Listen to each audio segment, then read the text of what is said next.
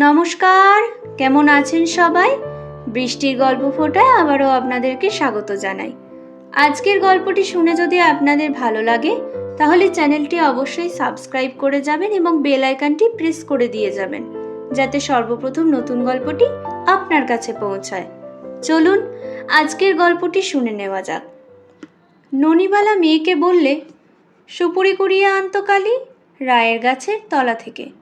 মেয়ে বললে, হ্যাঁ, খান্ডা পিসি দাঁড়িয়ে আছে, বলেছে এবার সুপুরি কুড়োতে হলে পয়সা দিয়ে যেও, সুপুরি এমনি পাওয়া যায় না বাজারে। ননিবালা এ গাঁয়েরই মেয়ে, তার রাগ হয়ে গেল খুব। কালী রায়ের বুড়ি দিদিকে ঘাটের পথে পেয়ে খুব করে শুনিয়ে দিলে। বুড়ি বললে, তুমি ভাই অনর্থক তিলকে তাল করো না। সুপুরি কুড়ুতে এসেছিল সেদিন, সর্বদা কুড়ুতে আসে, তাই বললাম আমাদেরও তো দরকার আছে, কেন আসো রোজ রোজ? সর্বদা কুড়ুতে যাবার দায় পড়েছে? রোজ আসে, আমি বলছি, তুমি ভাই জানো না? কে বললে রোজ যায়? আমি জানি, রোজ দেখি যেতে। আচ্ছা বেশ, এবার যায় যদি পয়সা নিয়ে যাবে। কালী রায়ের দিদি পাড়ায় পাড়ায় বলে বেড়াতে লাগলো, বড্ড গুমর হয়েছে ওই ননির, পয়সা দেখাতে আসে আমার কাছে, এমনি অর্ধেক দিন হাঁড়ি চড়ে না, আবার পয়সার গোমর, ঝিগিরি করে তো চালাচ্ছিস, পয়সা দেখাতে লজ্জা করে না? ননির মেয়ের নাম নালু, ভালো নাম সরবালা। নালু এর গাছের লিচু ওর গাছের কুমড়োর জালি শশার জালি চুরি করে আনে। পাড়ার কারো গাছে এঁচোড়ার পাকবার জন্যেই নালুর জন্যে। ননি কিন্তু তা জানে না। খিদের জ্বালায় সরবালা যা চুরি করে রাস্তাতেই তা খেয়ে ফেলে। বিকেলে কি ভীষণ খিদে পায়, কে দেয় একগাল চাল ভাজা? রায়দের গাছে কি মাদার পেকে আছে, পাকা যেমনি বড়ও তেমনি, ঠেলে উঠল গাছে। রায় ঠাকুমা দেখে বললে, ও মা, গেছো মেয়ে ছেলে কখনো দেখিনি। তুই এমন গেছো হলি কবে? নাম নাম। দুটো মাদার পাচ্ছি ঠাকমা, খেলেই জ্বর, কেন ওসব ছাই খাবি? কেন সে খাবে সেই জানে। মা ওপাড়ার দামারি কাকার বাড়ি গোয়াল পরিষ্কার করে, ও বিচালি কেটে জল তুলে 8টা গরুকে জাপ দেয়। এসব করতে সন্ধ্যের পর মা বাড়ি এসে ভাত রান্না করবে, তবে খেতে দেবে। পেট যে এক্ষুনি জ্বলবে, তার কি কি খাবে সে ভেবে পায় না। শুধু সে নয়, পল্টু হাবু নন্তু ননকু রেপু নিপু সবাই আসে, ওদেরও বাড়িতে ওই অবস্থা। দুপুরে ভাত খাও, তারপর বিকেলে হাজার খিদে পাক না কেন খাবার নেই। তবে সে একটু আসে ঘন ঘন, তার মা বাড়িতেই থাকে না যে, সে কি করবে? ওরা চাইলে পায়, তার তো চাইবার লোকই নেই, অথচ খিদে, কি ভীষণ খিদে, পেটের মধ্যে কেমন যেন কামড়ায় খিদের জ্বালায়। রাত্রে নালুর জ্বর হলো, ননি পড়ে গেল মুশকিলে।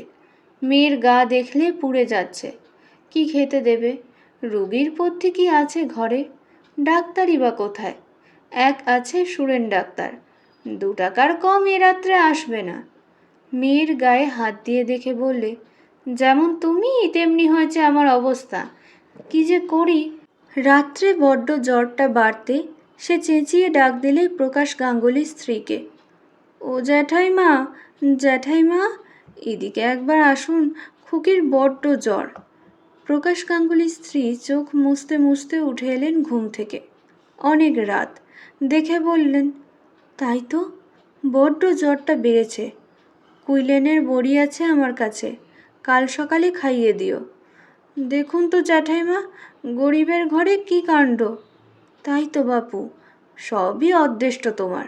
তোমার বাবা ভালো দেখেই বিয়ে দিয়েছিলেন, দোজ বেড়ে তাই কি, দিব্যি চেহারা, কলকাতায় বাসা, ইঞ্জিনিয়ার লোক, 2 পয়সা আয় ছিল, সইল না তো কি হবে, অল্প বয়সে কপাল পড়ল।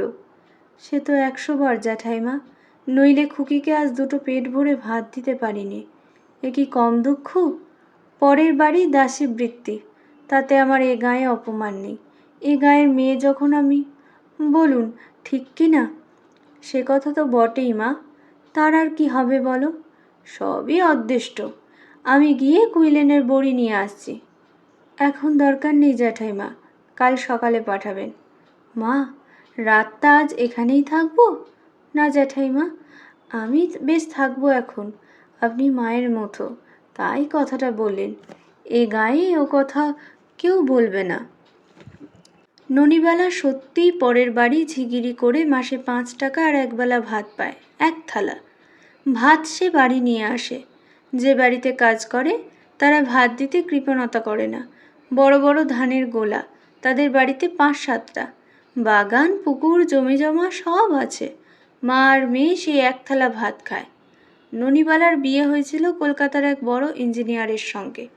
দোজবরে পাত্র হলে কি হবে, বেশ ছিলেন তিনি দেখতে শুনতে। বয়সটা একটু বেশি ছিল। ননিবালা গিয়ে দেখেছিল তার বয়সের 2টি সৎ মেয়ে আছে তার।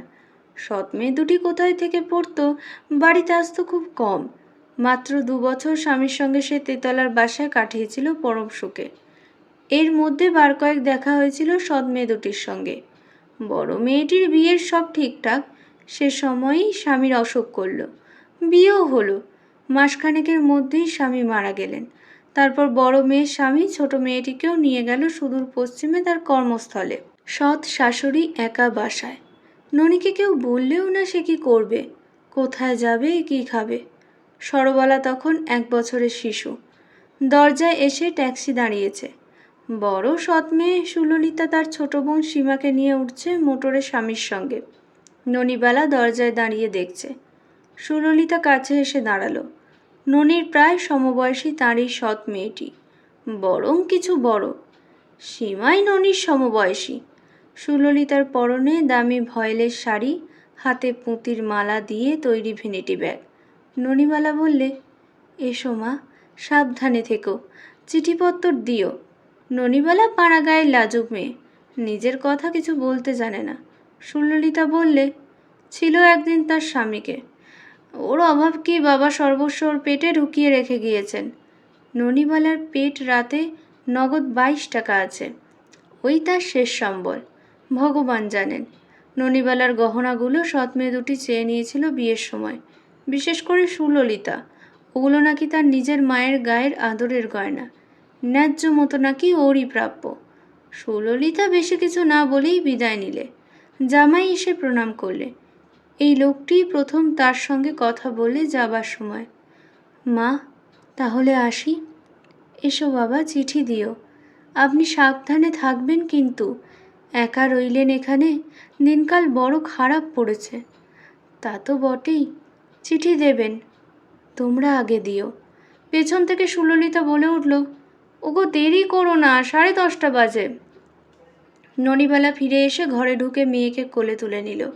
বললে, খুকি, ওরা চলে গেল, আমাদের ফেলে রেখে চলে গেল। কার কাছে ফেলে রেখে চলে গেল রে? দেওয়ালে স্বামীর ফটোখানার দিকে চেয়ে ওর চোখ 2টি বেয়ে ঝরঝর করে জল পড়ল। এর মাস 2 পরে মেয়েকে নিয়ে ননি বাপের বাড়ি চলে এসেছিল এবং সেই থেকেই এখানে আছে। আজ 10 বছর আগেকার কথা এসব। সৎ মেয়েরা কোনো চিঠিপত্র দেয়নি, কোনো খোঁজ খবরও নেয়নি। সরবালা সেরে উঠল না। সেই থেকে রোজ সন্ধ্যার সময় একটু একটু জ্বর হয়, না আছে ওষুধ, না আছে পথ্যি। ননি যখন পরের বাড়ি কাজ করতে যায় তখন সরবালা একাই বাড়িতে বিছানায় শুয়ে থাকে। কোনোদিন জ্বর আসে, কোনোদিন আসে না। যেদিন ভালো থাকে সেদিন কামার বাড়ির হর আর মতি তার সঙ্গে কড়ি খেলতে আসে। যেদিন জ্বর আসে কাঁথা মুড়ি দিয়ে পড়ে থাকে, একাই শুয়ে থাকে। ননি কিন্তু খুব শক্ত মেয়ে মানুষ, কিছুতেই সে দমে না। সন্ধেবেলা ফিরে এসে সে বেটে কাটে রোজ। আগে বেটে কাটতে জানতো না, ক্রমে শিখে ফেললে। 1 পোয়া থেকে 1.5 পোয়া দড়ি কাটত প্রথম, ক্রমে 1 সের পর্যন্ত কাটতে লাগলো। রাত 10টার মধ্যে 1 সের দড়ি বেশ সরু করে কাটতে পারে। প্রকাশ গাঙ্গুলির স্ত্রী একদিন এসে বলল, বেটে কাটছো মা? বেশ বেশ। শিখেছি জ্যাঠাইমা, কিছু আর করা তো চাই। কোথায় শিখলি? বাড়িতে। কে আবার শেখাবে? সন্ন্যাসী কাকা বুড়ো বয়সে বেটে কাটত, তার কাটা দেখেছিলাম অনেক দিন আগে, সেই থেকে শিখেছি। সরবালার পা ফুলল, মুখ ফুলল, পুরনো ঘুষঘুষে জ্বর। বললে, এর একটা ব্যবস্থা কর, নইলে খারাপের দিকে যাবে। ননি মেয়েকে সঙ্গে নিয়ে হাসপাতালে একদিন অন্তর যেতে লাগলো। ডাক্তার সাহেবকে বুঝিয়ে বললে মেয়ের রোগের ইতিহাস। মাস 2 ধরে একদিন অন্তর কামাই করবার ফলে চাকুরি গেল ননির। 1 থালা ভাত আসে না, টাকা কটাও গেল। এমন হলেও খাওয়া জোটে না। সরবালা সেরে উঠেছে একটু, কিন্তু খাবার অভাবে শুধু কাঁচা পেয়ারা খায় হিমি ঠাকুরানির পেয়ারা তলায় বসে বসে। এর ওপর এক নতুন বিপদ বাঁধল। যাদের বাড়িতে ননি ঝিগিরি করত, কাজ ছেড়ে দেওয়ার জন্যে তারা খুব চটে গেল। তাদের হাতে গ্রামের কন্ট্রোলে দোকানের কাপড় দেওয়ার ভার। 3 মাসের মধ্যে একখানা গামছাও তারা দিলে না ননিবালাকে। কত অনুনয় করেও তাদের মন গালানো গেল না। বাইরে বেরোনো যায় না আর কাপড়ের অভাবে। তালির ওপর তালি লাগিয়ে যতদিন চালানো যায় চলল, আর চলে না, এমন অবস্থায় এসে পৌঁছলো। বিকেলবেলা ননি মেয়েকে বললে, হ্যাঁ রে, বেটের দড়ি কাটতে বসবি? সন্ধ্যের সময় বসবো মা।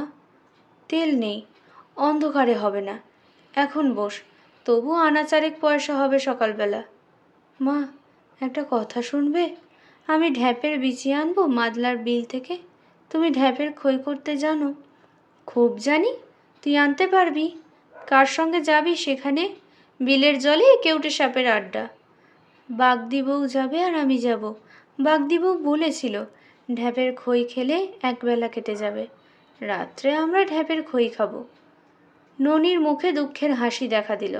তার আদরের মেয়ে আজ দুলে বাগদিদের মেয়ের অত ঢ্যাপের খই খেয়ে রাত কাটানো খুশির ব্যাপার বলে মনে করছে। মেয়েকে বললে, নালু, কাউকে বলিস নে যে ঢ্যাপ তুলতে যাবি। এ গায়ে আবার এদিকে নেই, ওদিকে আছে কি না। সরবালা চলে গেল, বাগদি বউ নীলার সঙ্গে। ননি বললে, ও নীলি, দেখিস দিদি, নালু যেন বেশি জলে যায় না, পদ্ম গাছে বড্ড সাপ থাকে। সরবালার মন খুশিতে ভরে উঠল। মাদলার মস্ত বড় বিল পদ্ম আর নাল ফুলের বনে ভরে আছে। নীল আকাশ উপর হয়ে আছে বিলের ওপর। যদিও বর্ষাকাল, আজ আকাশ বেশ পরিষ্কার। শরতের আমেজ আছে রোদ্দুরের গায়ে। বিলের ধালে নলকাগড়ার ঝোপে তিতপল্লার ফুল ফুটেছে। বাগদি বউ বললে, নালু, করম চা খাবে মা? আর এই ঝোপে কত করম চা আছে। খাবো খাবো, তবে নীলি একটা কথা, মাকে কিন্তু বললে খাবো না। করম চা খাওয়ার কথা শুনলে মা বকবে। জ্বর হচ্ছিল কিছুদিন আগে। তবে খেও না মা, থাকগে। না খাবো, তুই তবে বললি কেন? আমি ঠিক খাবো। এক মুঠো ডাঁশা করম চা চিবোতে চিবোতে নালু ও নীলি নদীর ধারে এসে দাঁড়ালো। নালু তো অবাক, কত বড় বিলটা, কত পদ্ম ফুটে আছে। ওপারে ওরা কি করছে? মাছ ধরছে? কি মাছ? কই, মাগুর? নালু ডাক দিয়ে বললে, কি দর ও জেলে কাকা? মাছ নেবা খুকি? দর বলো না। বাছা বাছা বিলির কই 3 টাকা সের, আর মাগুর মাছ 3.5 টাকা। দাম শুনে কিনবার বাসনা উবে গেল সরবালার। বাপ রে, মাসে মা মোটে 5 টাকা মাইনে পেত। আমি কিনবো 3 টাকা সেরে মাছ, সে 5 টাকাও আজকাল আর পায় না। হঠাৎ বাগদি বউ বললে, নালু মা, মাছ ধরবো? তুমি? তুমি আর আমি একজনের কাপড় খুলতে হবে। তুই ছেলে মানুষ, কাপড় খুলে ফেল। যা, কে দেখেছে? কোনো লোক নেই এদিগরে, বিল আর মাঠ। নালুর কাপড় খুলে দিয়ে বাগদি বউ ওকে জলে নামালে। ছাঁকা দিয়ে দুজনে মাছ ধরতে লাগলো, পদ্ম গাছের তলায় আর শ্যাওলার দামের মধ্যে। বৃথা পরিশ্রম। 8 ঘন্টা জল কাদা মাখাই সার হলো। সন্ধ্যা হবার দেরি নেই। বকের দল ছায়াভরা নীল আকাশের গা বেয়ে পাল্লার বড় বিলের দিকে চলেছে। বিলের উত্তর পারে ব্রণ, জাম গাছের ডালে ডালে কালো বাদুড় ঝুলছে। ঘুংড়ি পোকা ঘুরর শব্দ করে ডাক শুরু করে দিয়েছে ঘাসের বনে। নালু বললে, চল নীলি, মা বকবে। এমন সময় তার পায়ের তলায় পদ্মবনের মধ্যে কি একটা জিনিস পিছলে গেল। সেটাকে পা দিয়ে চেপে ধরেছিল অন্যমনস্ক হয়ে। চোখের পলকে নালু চেঁচিয়ে উঠল, সাপ, সাপ, আমাকে খেয়ে ফেললে। ও মা, ও মা, ও। নীলি লাফিয়ে এলো ওর কাছে। ভয় কি, ভয় কি, কোথায় সাপ? আমাকে একবারে খেয়ে ফেলেছে। ও নীলি, আমি মরে গেলাম, মাকে বলো পা দিয়ে চেপে ধরেছি। উহু। নীলি জলে ডুব দিয়ে তার নিজের প্রাণ তুচ্ছ করে নালুর পায়ের তলা দেখতে গেল এবং পরক্ষণেই প্রায় আধসের 2.5 পোয়া ওজনের মতো একটা মাগুর হাতে তুলে ভেসে উঠল। হাঁপাতে হাঁপাতে হাসি মুখে বললে, এই দেখো তোমার সাপ। মাগুর মাছে কাঁটা হেনেছে, আর ও ভাবছে সাপে খেয়ে ফেললে। সাপ অত সোজা নয়। দেখি দেখি, ও, এই যে মস্ত বড় মাগুর। নালু পা দিয়ে কাদার মধ্যে সেটাকে চেপে ধরাতে মাছটা উপরি উপরি কাঁটা হেনেছে। পা টনটন করছে ওর। মাছটা ডাঙায় তুলে এনে ওর সব যন্ত্রণা সেরে গেল। ওরা অন্ধকার বাঁশবনের আমবনের পাশ দিয়ে বাড়ি ফিরল। নীলি বললে, মাছটা তুমিই নেও সবটা নালু, তোমাকে কাঁটা হেনেছে আর তুমিই পা দিয়ে চেপে ধরলে। না নীলি, তোমার আর্ধেক আমার আর্ধেক, এসো আমার সঙ্গে।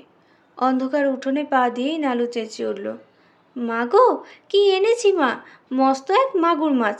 তারপরে সে থমকে দাঁড়িয়ে গেল।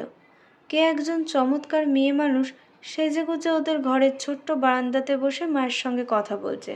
ওর মা বললে, এদিকে এসো, দিদি এসেছেন, প্রণাম করো, তোমার মিস দিদি। নীলি পেছন থেকে জিজ্ঞেস করলেন, কে উনি দিদি? ননিবালা গর্বের সুরে বললে, আমার মেজ মেয়ে সীমা, 3টে পাস, কলকাতার মেয়ে, স্কুলে কাজ করে, সোনার টুকরো মেয়ে, নালুকে নিতে এসেছে। বলছে, মা আমার কাছে দাও, আমি নিয়ে গিয়ে ওকে লেখাপড়া শেখাবো, ছোট বোনটাকে এভাবে গায়ে ফেলে রাখতে দেব না। তা আমি বলছি, তোমাদের জিনিস তোমরা নিয়ে যাবে, আমার বলবার কি আছে, তোমরাই তো ওর অভিভাবক, আমি কি বুঝি, মুখ্য মা তোমাদের। সীমা উঠে এসে নালুকে জড়িয়ে ধরলে দুহাত দিয়ে। ওর মা বললে, তোমার কাপড়ে কাদা লাগবে, বসো মা সীমা, আমি আগে ওকে ধুইয়ে মুছিয়ে দিই। সীমা বললে, আমি দিচ্ছি। কেন, ও কি আমার বোন নয়? কি চমৎকার দেখতে হয়েছে খুকি, নাম কি বিচ্ছিরি রেখেছ মা, সরবালা। সরবালা আবার কি? আমি নাম রাখবো শকুন্তলা। কি সুন্দর চোখ দুটি, 1 বছরের ছোট্ট খুকি দেখেছিলাম। সত্যি আজ কি অদ্ভুত সকালটা হয়েছিল। কার মুখ থেকে উঠেছিল ননি তাই ভাবছে। বিকেলে সে পুকুর থেকে কাপড় কেচে এসেছে সবে। এমন সময় একখানি ঘোড়ার গাড়ি এসে ওর দরজার সামনে দাঁড়ালো। বেলা তখন আর নেই। ননি একদম চিনতে পারেনি। 10 বছর পরে সে দেখলে সীমাকে। 19 বছরের সীমার বয়স আজ 29। চোখে আবার সোনা বাঁধানো চশমা। সীমা রাতে কত কথা বললে। সুললিতা দিদি মজফ্ফরপুরে থাকে তার স্বামীর কর্মস্থলে। সীমা কলকাতার বোর্ডিংয়ে থেকে পড়েছে। বাবার ব্যাংকে টাকা ছিল, ডাকঘরে টাকা ছিল, সব নিয়েছে বড়দি আর তার স্বামী। সীমা জানতে পেরে বলেছিল, তোমরা গরিব মাকে ফাঁকি দিলে, তার কি আছে, তিনি তার ছোট্ট মেয়েটাকে কি করে মানুষ করবেন। সুললিতা নাকি বলেছিল, যা যা, বড্ড যুধিষ্ঠির তুমি, সৎ মা গেঁয়ো মেয়ে না হলে সেই আমাদের সব গপ্পার পড়তো কি না, সৎ মা সৎ বোন কখনো আপন হয় না। সীমাকে খেতে দিয়ে ননি বললে, কিছু খেতে দেবার ছিল না, ভাগ্যিস মাগুর মাছটা এনেছিল নালু বিল থেকে। বুঝলি নালু, তোর মাছ ধরা সার্থক হলো। সীমা পরদিন বিকেলে সরবালাকে নিয়ে নৌকায় উঠল। যাবার সময় বললে, মা আমি তোমাকে নিয়ে যাব, বাসা ঠিক করি আগে, বাসাটা ছোট, শকুন্তলার জন্যে। এরই মধ্যেই সে নালুর নতুন নাম দিয়ে ফেলেছে। ভেবো না, ওকে গিয়েই স্কুলে ভর্তি করে দেব।